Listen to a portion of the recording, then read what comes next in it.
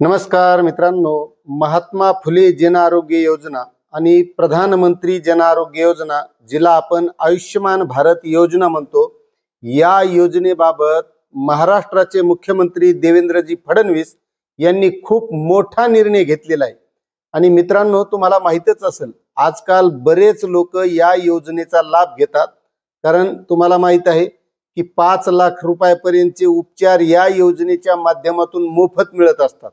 आणि त्याबद्दलची माहिती ही प्रत्येक व्यक्तीला असणं गरजेचं आहे, कारण आजार काही सांगून येत नसतो।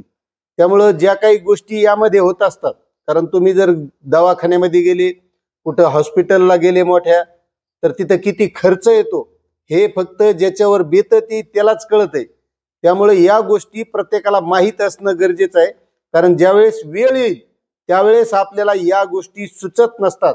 जर त्या अगोदरच माहीत असल्या तर आपल्याला त्या बाबतीत सजग राहता येतं। आणि तुम्हाला माहित असेल मित्रांनो, की आजकाल असे उपचार जर मिळवायचे असतील तर आपल्याला जिल्ह्याच्या किंवा विभागाच्या ठिकाणी मिळवावे लागतात। मात्र आता जो काही मुख्यमंत्र्यांनी निर्णय घेतलेला आहे, तर आता आपल्याला यापुढे तालुक्याच्या ठिकाणी सुद्धा मिळतील।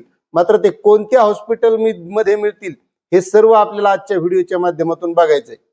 तर मित्रांनो, मुख्यमंत्र्यांनी याबाबतची एक बैठक घेतली आणि या बैठकीमध्ये 2399 जे काही आजार आहेत हे पुन्हा यामध्ये समाविष्ट केलेले आहेत।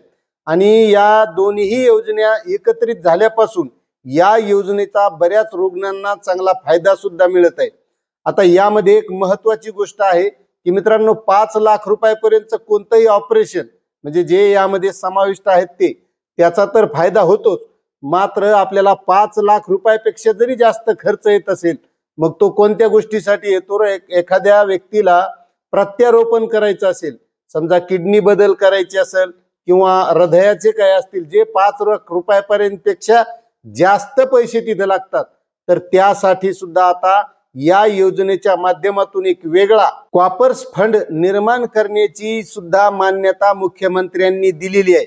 आणि त्याच माध्यमातून ज्या ज्या तालुक्यामध्ये 30 खाटापेक्षा जास्त रुग्णालय असेल, मग ते शासकीय रुग्णालय असेल तर त्या रुग्णालयाला सुद्धा महात्मा जन आरोग्य योजना आणि आयुष्यमान भारत योजनेच्या माध्यमातून रुग्णांना फायदा मिळणार आहे। आणि ज्या तालुक्यामध्ये 30 खाटांचे रुग्णालय नसेल तर तिथं खाजगी रुग्णालय सुद्धा यामध्ये घेण्याची सूचना त्यांनी दिलेली आहे। आणि त्याही पुढे जाऊन जर 30 खाटांचे रुग्णालय नसतील तर 20 खाटांचे रुग्णालय सुद्धा यामध्ये भविष्यात ऍड करावे, अशा सूचना सुद्धा मुख्यमंत्र्यांनी दिलेल्या आहेत। त्यामुळे ज्यांना ज्यांना अशा योजनांचा फायदा घेण्याची वेळ येईल तर त्यांना ही माहिती असणं गरजेची होती, म्हणून माहिती देण्याचा एक छोटासा प्रयत्न केला। मात्र तुम्हाला माहिती कशी वाटली नक्कीच कमेंट करा। चॅनलवर नवीन असाल तर सबस्क्राईब करा। धन्यवाद।